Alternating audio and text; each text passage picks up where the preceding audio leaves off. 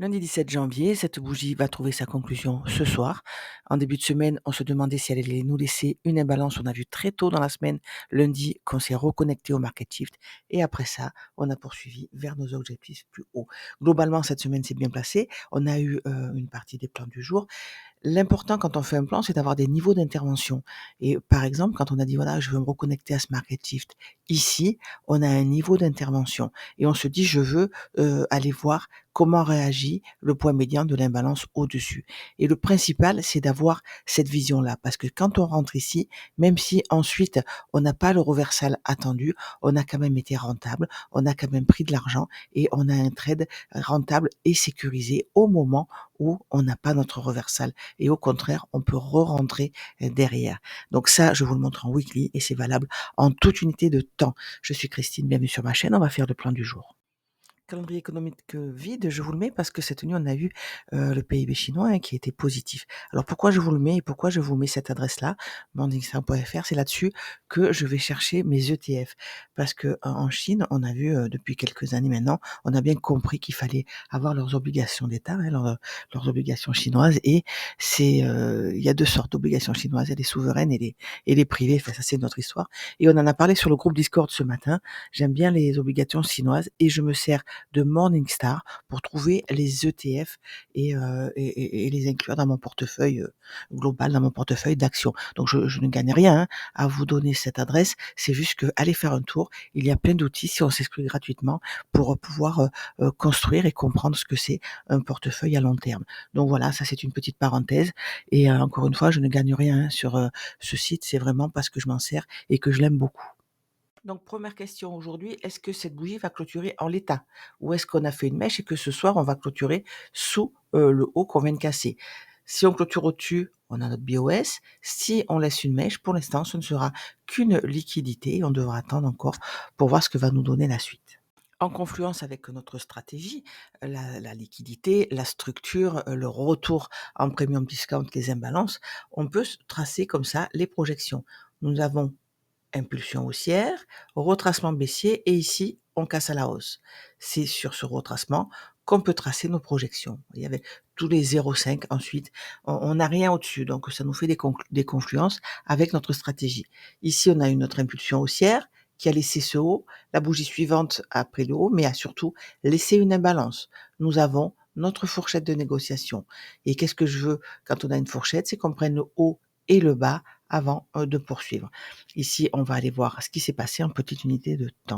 Avant ça, évidemment, on va tracer le haut de cette imbalance et voir qu'on a pris la liquidité sans réussir à clôturer en dessous, sans réussir à aller chercher ce haut ici au niveau de market shift. On a juste pris une liquidité et on latéralise. M15, j'ai laissé le prix de l'ouverture de New York et le prix de 8h30 d'hier pour voir à quel point c'est pertinent. Quand on est passé en dessous, on a été créé un plus haut et regardez, on a été chercher le haut d'imbalance. Ce niveau-là, vraiment sert de support résistant, c'est-à-dire qu'on va le chercher, on va le chercher et à chaque fois on s'appuie dessus. Mais regardez ce qui s'est passé sur le 8h30, on a créé l'Asian High dessus. Donc ce sont vraiment des niveaux pertinents. Niveau à garder sur un graphique. Ici, j'ai enlevé le 8h30 pour le remplacer par l'Asian High. J'ai rajouté également l'Asian Low et l'ouverture de minuit. Je vais attendre encore quelques minutes et pour pouvoir rajouter le prix de 8h30. Donc l'idée aujourd'hui, c'est quoi? Nous avons été prendre le haut de cette imbalance HTF, qu'on vient de voir, et au-dessus de nous, nous avons évidemment le plus haut d'hier et ensuite les projections. Pourquoi? Parce qu'on se dit, est-ce que ça, ce ne serait pas un range de continuation? Pour répondre à cette question, nous passons à H4 et voir les modèles de teneur de marché. On a des hauts de plus en plus hauts et des bas de plus en plus hauts. Et là, qu'est-ce qu'on veut? On préconise qu'on poursuive la tendance. C'est-à-dire que quand on a un reversal baissier ici, on se dit voilà, on baisse pour aller en discount, chercher un market shift, chercher une imbalance. Et comment savoir quand on l'a trouvé? Ce qu'on va vouloir, nous, c'est un range de reversal ici qui entame le processus de retracement et deux ranges de continuation avant d'avoir un excès pour un reversal. Parfois, le prix ne fait qu'un range de continuation pour faire un reversal ensuite. Quand c'est comme ça, c'est moins sécure, donc vous le savez, il part sans moi, je le récupère un petit peu après. Donc le haut non manipulé était celui-ci. Quand on l'a cassé à ce moment-là, on a créé ce lot et vous voyez qu'on n'a pas réussi à aller le chercher. Par contre, quand on a cassé ce haut ici, on a créé ce lot-là. Nous sommes donc dans cette trend. Cette trend-là, on a un reversal, prise de liquidité immédiate en H4 et on a cassé au-dessus. Donc je me dis que ce range-là, en H4, peut très bien être un range de continuation, modèle de teneur de marché. Voilà, je vous remets le visuel que vous pouvez retrouver très facilement dans la playlist avec les bases. C'est 3 petites vidéos de 20 minutes où on pose notre stratégie en 4 étapes avec les concepts utiles pour simplifier au maximum la compréhension des marchés. Donc évidemment, ça va beaucoup plus loin que ça, mais ce qui est intéressant avec ça, c'est qu'on peut démarrer, on peut rentrer dans le sujet et comprendre un petit peu ce qu'on fait assez rapidement.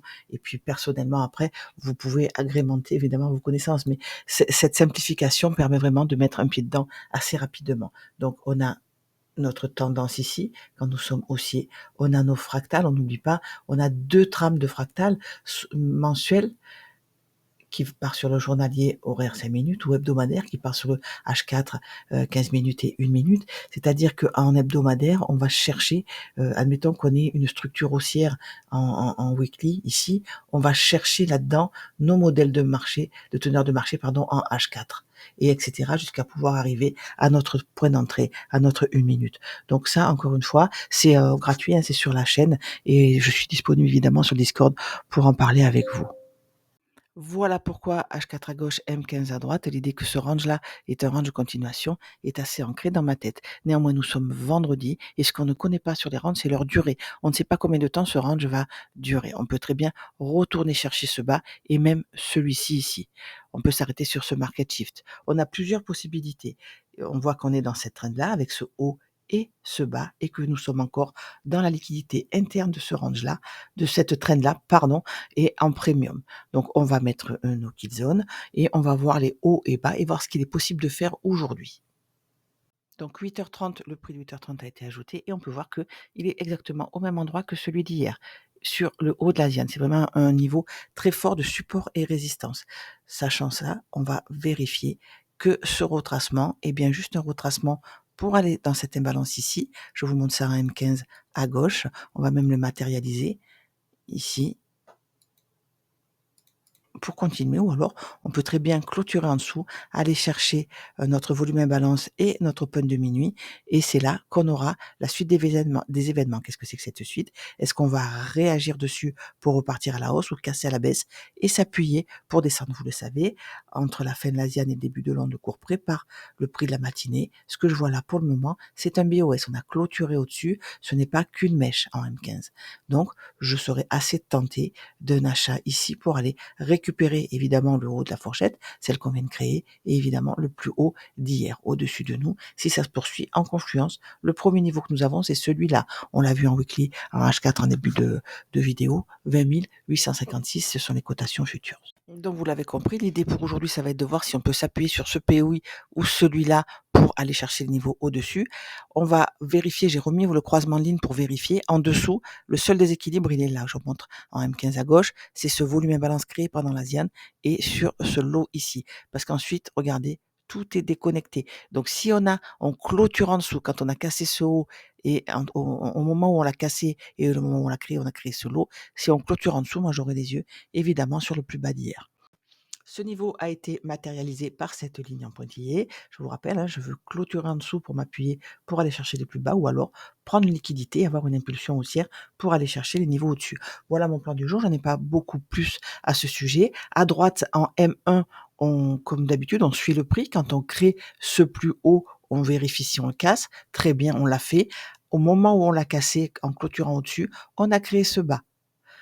Donc, quand on a en liquidité interne une impulsion baissière qui me laisse une imbalance, ici, je veux aller le prendre. On n'a pas réussi à clôturer en bas. Maintenant, ce que je veux voir, c'est si cette imbalance-là, au-dessus de nous, ou notre au prix de 8h30, s'il nous donne une impulsion baissière ou haussière. Celle-ci devra nous laisser une imbalance et ça nous dira un petit peu ce qu'il veut faire pour la suite. Je vous rappelle que en prenant ce bas en M1 à droite, on prend aussi le haut de cette imbalance M15 à gauche. Néanmoins, il n'est pas validé. Pourquoi? Parce qu'en M15, il reste 6 minutes 41 de vie à cette bougie. À la clôture, elle ne ressemblera pas à ça. Faites un screen maintenant, faites-en un à la clôture de la bougie et vous verrez. Parce que à l'intérieur, fractal, nous avons notre M1. Je vous souhaite une bonne journée, je vous retrouve sur le Discord.